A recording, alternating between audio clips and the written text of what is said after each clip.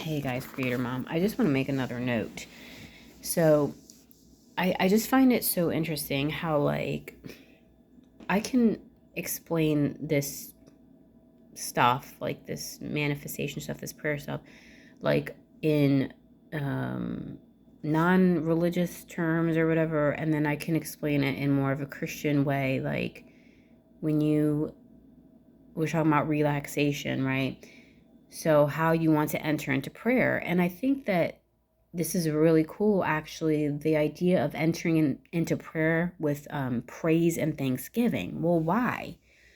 When you enter into his gates, right, you could say like the gates of your subconscious mind, like the cloud, the presence of God, the glory, or you could say like a positive state of mind or whatever.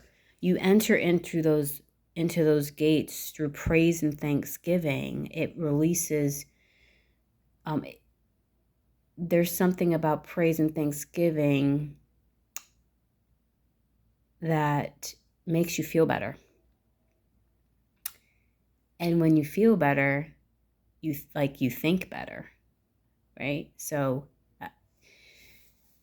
it's funny because I was going to talk about this yesterday. When I got born again, reborn, when I got awakened, if you will, and you feel that there is this other atmosphere. You feel the spirituality, you feel the spirit, you feel the love of God, the presence of God, you feel faith, hope, love. I already said love. You feel joy, things, colors look brighter. Anyway, it's just this whole like vivid, beautiful experience that doesn't end. Um, but even after that, we can find ourselves, like having challenges or getting into negative states of mind, right? So it's just like, how do we enter back into that feeling state, to that glory, to the presence of God, to love? It's through praise and thanksgiving, right? Or say people say being thankful, but it's not like a demand like be thankful, it's just like it feels good actually. Have you ever been in a praise and worship service at church, like a good one? I'm not like, I don't know, not like a boring one. Like, it is so powerful. Like, dude, back in 2011, I went to the Jesus Culture concert. And man, have you ever, I mean, I think of going to a concert in general, like, is electrifying, and is very like exhilarating. But if you ever been to like a worship, like Christian concert, there is something different. I don't know, in my opinion, like the amount of power and anointing in the atmosphere is so good. It just feels amazing. It's just like the most wonderful like feeling. I can feel that presence, that power on my own. But then when you have a bunch of people cumulatively come together and experience that, it just like multiplies. It's a really like charged, atmosphere. And anyways, yeah, I was gonna talk about that. It's just like, have you ever felt that? Like it feels amazing. Like like there were times where like when I was at church and we would be in like praise and worship, and not every worship session would go like this, and some of their songs like really sucked too, which was like lame. I was like, why are they singing these lame ass songs?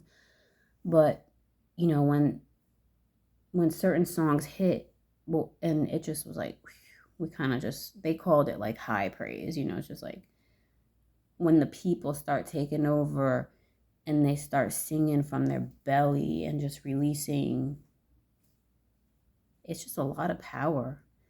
And and your people just start singing in tongues and stuff like that too. It's just like, it is really actually really beautiful.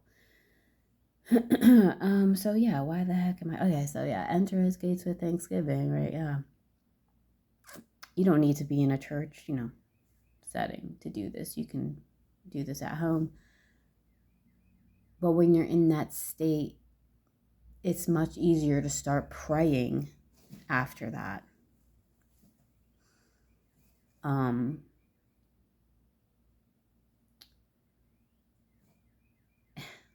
don't want to give this example, but like Mike Popovich, he talks a lot about the double entendres in the Bible, that it's a lot of things are sexually explicit.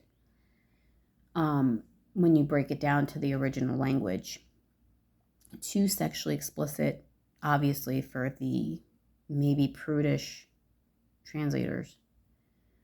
So you drop the seed. You have to get, let's be adults here. When you go into an act of intimacy with somebody else, you set the atmosphere, right? You don't just go drop the seed, boom, bang. Hey, that would be called like rape. You know what I'm saying?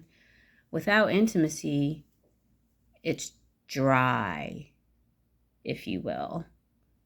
The atmosphere is dry. It's not ready. It's not moist. It's not ready to plant the seed. So it's like the same thing. It's just like Thanksgiving, coming to a place of neutrality, relaxation, and then you get into the feel good, right? It's just like with intimacy, just like the same parallel. You set the atmosphere. Then once all that's done, then you start dropping the seed, or you drop the seed into the soil.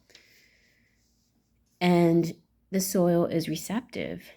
And it's the same thing like with our minds, you know.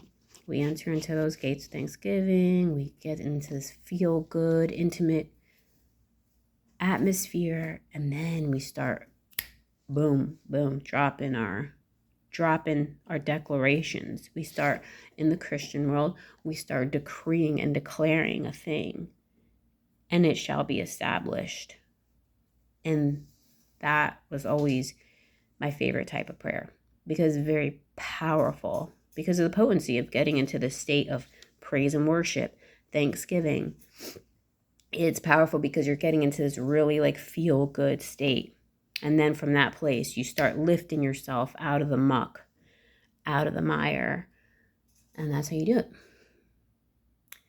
So that is a whole like Christian way of explaining it. It's all like the same thing, you know? And Tim Grimes likes to focus on that too. How do we get into feeling good? Feeling good is where we want to be. Because when we feel good, we generally say good things and we generally kind of think good things, you know? All right, everyone, I've rambled on long enough. If you watched this video, thank you. And I hope that this provided some type of value to your life.